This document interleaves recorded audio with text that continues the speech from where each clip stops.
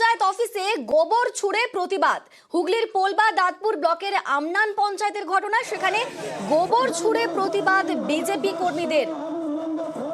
আপনাদের দেখাচ্ছি সেই ছবি, হুগলির পোলবা, যেখানে গোবর ছুঁড়ে প্রতিবাদ বিজেপি কর্মীদের। পঞ্চায়েত অফিসে গোবর ছুঁড়ে প্রতিবাদ করছেন বিজেপি কর্মী সমর্থকেরা।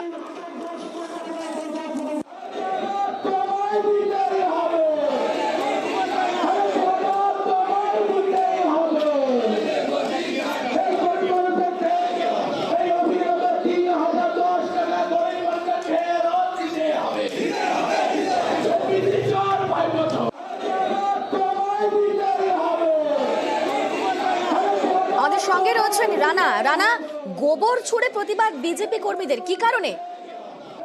হ্যাঁ অনিন্দিরা, দেখো, গত দুদিন আগে অর্থাৎ শনিবার দিন কিন্তু আমরা নিউজ 18 বাংলা দিনভর আমরা এক্সক্লুসিভলি দেখিয়েছিলাম এই আমনান গ্রাম পঞ্চায়েতের প্রধানের বিরুদ্ধে যে অভিযোগ, যে উনি প্রেমনগর গ্রামের বাসিন্দাদের থেকে জলের লাইন দেবার নাম করে 3010 টাকা করে নেওয়া হয়েছিল।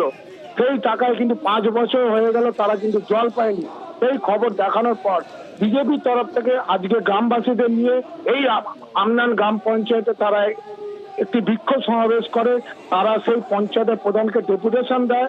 সেইখানে যখন বিক্ষোভ চলাকালীন, স্লোগান চলাকালীন উত্তেজিত বেশ কয়েকজন সমর্থক তারা কিন্তু গোবর ছুঁড়ে এই আমনান গ্রাম পঞ্চায়েতের ওপর।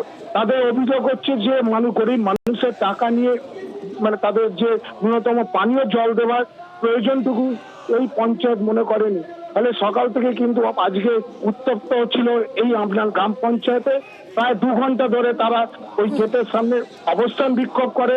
পরে পঞ্চায়েতের প্রধানকে একটি ডেপুটেশন দেওয়ার পর এতক্ষণে বিক্ষোভ উঠে গেল। তবে বিজেপির পক্ষ থেকে জানানো হয়েছে এর কিন্তু শেষ দেখে ছাড়বে, যেহেতু গ্রামের গরিব মানুষের টাকা নিয়ে পানীয় জল কেন সরবরাহ হয়নি, এইটা নিয়ে কিন্তু এখনো তারা আন্দোলন চালিয়ে যাবে বলে জানিয়েছে।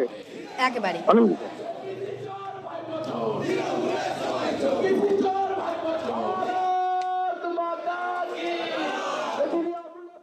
এবার দেখাবো একটা অন্যরকম ছবি। মাছ